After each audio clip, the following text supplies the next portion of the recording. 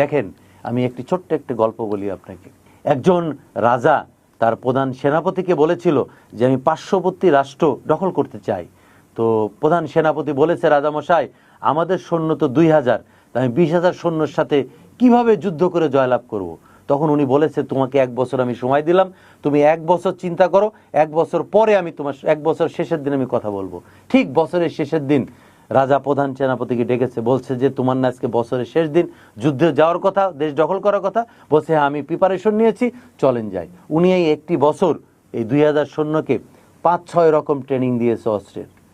ঠিক বর্ডারের কাছে যাওয়ার পরে একটি বড় পাহাড় উনি দেখতে পেয়েছে। পাহাড়ের ওখানে দেখে যে পাহাড়ের উপরে একটি মসজিদ। তখন উনি রাজাকে বলেছে যে রাজামশাই, মসজিদে যে ইমাম সাহেব আছে ওনার কাছে আমরা একটু দোয়া নিয়ে আসি, দোয়া নিয়ে এসে আমরা মুভ করব। তখন রাজা বলেছে যে তুমি যাও। তো বলছেন আপনি যান। পরে বলছেন না, আমি ওপরে উঠতে পারবো না, তুমি যাও। পরে সেনাপতি গিয়েছে। যাওয়ার পরে উনি মসজিদের ইমাম সাহেবকে বলেছে যে আমার সৈন্য কম, এই অবস্থা, আমি যুদ্ধে যাচ্ছি, কি করতে পারি। তারপরে কথা বলেছে যে আমি এরকম একটা আগুন ধরাই দিয়ে গেলাম উপরে, দিনে তো দেখা যাবে না, তা আপনি শুধু যে প্রধান রাজাকে বলবেন যে সন্ধ্যা পর্যন্ত অপেক্ষা করতে হবে, ধৈর্য ধরতে হবে, সন্ধ্যার পরে যদি পাহাড়ে আলোকিত হয় তাহলে বুঝবেন যে মহান রাব্বুল আলামিনের একটা ইশারা আছে, আপনি যুদ্ধে ঝাঁপিয়ে পড়বেন, জয়লাভ করবেন।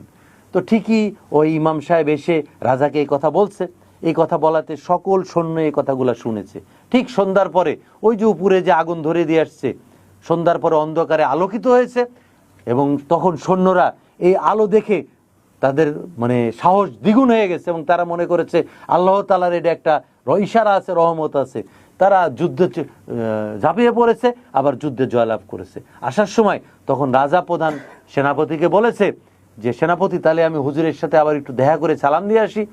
তখন সেনাপতি বলেছে, রাজামশাই ওই আগুনটা আলো দেখেছেন, ওই আগুনটা আমি জ্বলিয়ে দিয়ে এসেছিলাম। তার মানে কি, এই যে আলো দেখে যে কনফিডেন্স হলো, এই কনফিডেন্সের কারণেই কিন্তু তারা জয়লাভ করলো। দেখেন, তারেক রহমান, তারেক নামের অর্থ হলো মর্নিং স্টার, মানে সকালের আলো। রাতের অন্ধকার ভেদ করে যে আলো দেয়। আবার দেখেন, রহমান অর্থ হলো দয়ালু। তাহলে আমার নেতা বিএনপি চেয়ারম্যান জনাব তারেক রহমানের নাম দেখেন কি সুন্দর, এবং তার নেতৃত্বে ইনশাল্লাহ আগামী দিনে এই ত্যাগী নেতারা সবাই মূল্যায়িত হবে ইনশাল্লাহ, এবং সুন্দর একটি বাংলাদেশ গঠিত হবে।